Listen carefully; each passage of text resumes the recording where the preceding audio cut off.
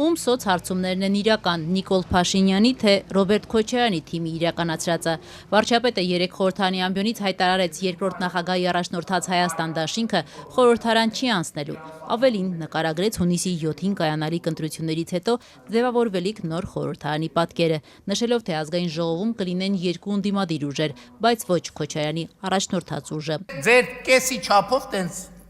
կեսի չափով մի հատ ուրիշ խմբակցություն ալնելու, մեկ էլ այնտեղ բանով։ Երրորդ ուժն է, ինչպես ասում են բանով, դավեսկայով մի հատ է երրորդ ուժը ալնելու, որ դուք չեք կլինելու։ Այսօր արդեն կառավարության նիստից հետո լրագրողների հետ ճեպազրույցում վարչապետը տեղեկացրեց այս պնդումն արել է հիմնվելով իրենց կողմից իրականացված հարցումների հիման վրա։ Կխնդրեի հստակեցնեիք այդ պնդումները ինչպես եք անում։ Այո, ստորագրում եմ հարցումների եւ ինֆորմացիայի բնականաբար եւ առանց դրա չի կարող նման բան հայտարարել։ Երբ են արվել այդ հարցումները, ինչպիսի ընտրանքով, Փաշինյանը չմանրամասնեց, միայն շեշտեց, թե դրանք հրապարակման ենթակա չեն, քանի որ արվել են իրենց աշխատանքային նպատակների համար։ Երկրորդ նախագահի գրասենյակը մինչդեռ հակադարձում է, վերահաստատելով իրենց կողմից վերջերս իրականացված հարցումները տրամագծորեն հակառակ պատկերն են ցույց տալիս։ Ռոբերտ Քոչարյանի գրասենյակի ղեկավար Բագրատ Միկոյանն այսօր Ազատության հետ զրույցում նշեց, թե հունիսի 7-ից հետո կերևա թե ով էր ճիշտ ասում, իսկ ով ստում։ Մեր հարցումները ցույց են տալիս տրամագծորեն հակառակը։ Մնացածը հունիսի 7-ից հետո կարելի է հարցնել Փաշինյանին։ Ինչու եք հերթական անգամ խաբում։ Այս դեպքում արդեն ձեր թիմակիցներին։ Ավելի վաղ իշխող քաղաքացիական պայմանագրի հարցումների մասին ակնարկել էր ազգային ժողովի նախագահ Ալեն Սիմոնյանը, պնդելով, որ երկրորդ նախագահի թիմը հաջորդ խորհրդարան անցնելու խնդիր ունի։ Սիմոնյանը նախորդին արդեն կոնկրետ թվերով է արձագանքել Ռոբերտ Քոչարյանին։ Քոչարյանի գրասենյակին խորհուրդ եմ տալիս ավելի զուսպ լինել եւ մեծ չխոսել, քանզի այս պահին նրա անձնական վարկանիշը որպես գործիչ 3%-ի շրջանակում է։ Իրեն 2021 թվականին քվեարկածների շուրջ 34%-ն այլևս իրեն չի քվեարկելու, իսկ եթե ընտրությունները լինեն այս կիրակի, ապա հնարավոր ձայների քանակը ներառյալ դաշնակցությունը, ամբողջ արդյունքը հաշված, օգնականներն ու իր գրասենյակի աշխատակազմը ու շենքը միասին մոտ 4% է։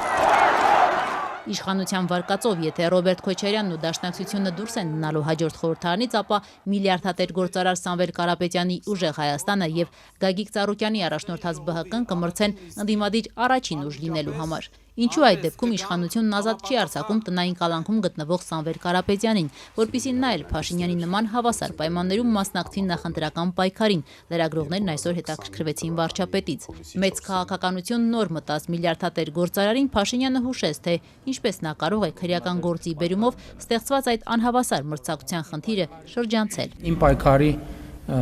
եւ հաղորդակցության ամենաարդյունավետ միջոցներից մեկը օրինակ իմ սոցիալական ցանցերի էջերն են եւ ուղիղ եթերները եւ կարծում եմ որևէ բան արդեն պրոբացիայի ծառայության բարձաբանումից հետո հասկացանք չի խանգարում որ ուղիղ եթեր մտնի ձեր նշած մարդը, եթե հեռախոս ձեռք բերելու խնդիր ունի, կարող ենք աջակցել նույնիսկ ինտերնետը եւ հեռախոսի չիպը ապահովել։ Իշխանական Սիվիկի հարցմանի պատասխան անցած ամիս պրոբացիոն ծառայությունը նշել էր, թե Սամվել Կարապետյանին չի արգելվում հրապարակային տեսաուղերձներ հղել եւ հաղորդագրություններ տարածել։ Մինչդեռ Սամվել Կարապետյանի փաստաբան Արամ Վարդևանյանը պնդել էր, թե պետք է անտեսել պրոբացիոն ծառայության այդ գրությունը, քանի որ ըստ նրա նման հարցերով զբաղվում է քննչականն ու դատախազությունը։ Գործարարի փաստաբաններն ավելի վաղ ասել էին, որ Կարապետյանին դատարանն արգելում է հրապարակային հայտարարություններ անել։ Լռեք կլռեք, երբ որ ասում եմ լռեք, ուրեմն պետքա լռեք։ Սա ազգային ժողովի նիստերի դահլիճն է, ձեր հայաթը չի։ Դու խելոք մնա, այդ ինչ խոսալու ձև է։ Մի հատ վերջացրեք այս սկանդալներ սարքելը։ Ընտրություններին ընդառաջ իշխանություն, ընդդիմություն, լարվածություն նոր օրի ավելի է մեծանում, իսկ բառապաշարն ավելի կոշտ երանգներ ստանում։ Իշխող ԿՊ-ի պատգամավորներն այսօր խորհրդարանում խոստանում էին հունիսի 7-ի ընտրություններում ոչ միայն հաղթել, այլև սահմանադրական մեծամասնություն կազմել եւ ետ բերել նախկինների թալանածը։ Ընդդիմությունը մինչդեռ զգուշացնում էր հունիսի 7-ին ժողովուրդը վերջ է դնելու ԿՊ-ի ստի եւ ատելության իշխանությանը։ Քաղաքացիական պայմանագիր կուսակցությունը հունիսի 7-ին պետք է ստանա Սահմանադրական մեծամասնություն, որպեսզի Ռոբերտ Քոչարյանը իր այդ 200 միլիոնը, երբ որ դատարանում ապացուցվի, որ ապօրինի ձեռք բերված է, վերադարձնի բյուջե։ Հայաստանի Հանրապետության քաղաքացին հունիսի 7-ին գնալու է ընտրատեղամաս ու բոլորիդ հատ ըլնեք դուք Քոչարյանի դեմքով, որ չգիտեմ որտեղից եկավ միլիոնատեր դառավ, ըլնի են Կալուգացին, որ չգիտես որտեղից եկավ ու որոշեց, որ պետք է Հայաստանի անկախությունը մատաղանի, ես իմ իր շեֆի առաջ, ըլնի Սերժը իր Թաթոյանով իրային մեկով, ըլնի են մի մականունավորը, որ մեկը տել ըլնեք, բոլորիդ ուղարկելու է Դոնբաս, հանգստի։ Լավ, այո, հունիսի 7-ը հեռու չի։ Եվ ժողովուրդը իր խոսքը պետք է ասի։ Պետք է վերջ տա այս ստին ու կեղծիկին, այս ատելությանը, որ դուք սերմանել եք, այս թաքնված կոռուպցիային, որ դուք ամեն աստծո առավոտ գործադիրից մինչև ամենավերջին հանրային ծառայողը փորձում եք ներթափանցել այդ համակարգի մեջ։